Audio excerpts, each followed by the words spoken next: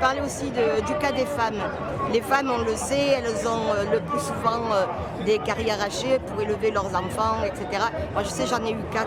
Et pourtant, au niveau de ma retraite de fonctionnaire, on m'en a compté que 2, parce que les 2 premiers, je les avais eus alors que je n'étais pas fonctionnaire.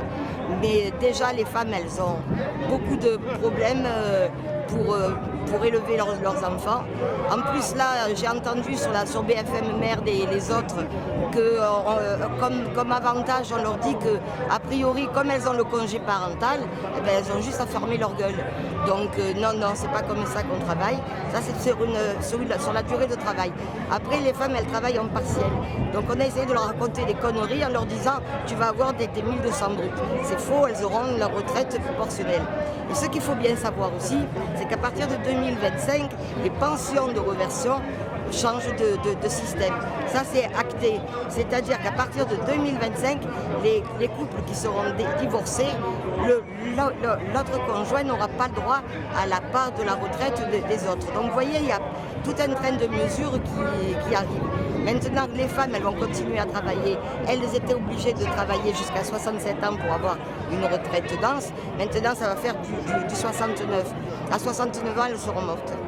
Voilà. Alors, il faut arrêter.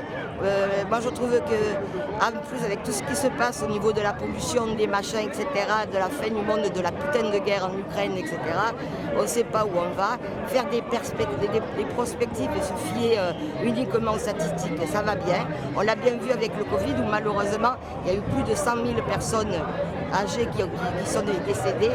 Donc, on ne sait pas ce que ça va donner comme truc. Et puis, donc, partager les richesses, partager le bien-être et surtout acter pour que chacun puisse vivre décemment.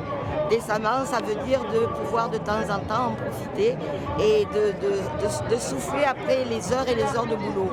Parce que Monsieur Darmanin, on n'est pas des fainéants, on est des gros travailleurs. N'oublions pas que les Français, ils avaient le plus grand taux de productivité de l'ensemble de l'Europe. Donc, Monsieur Darmanin et tous les autres, je vous merde.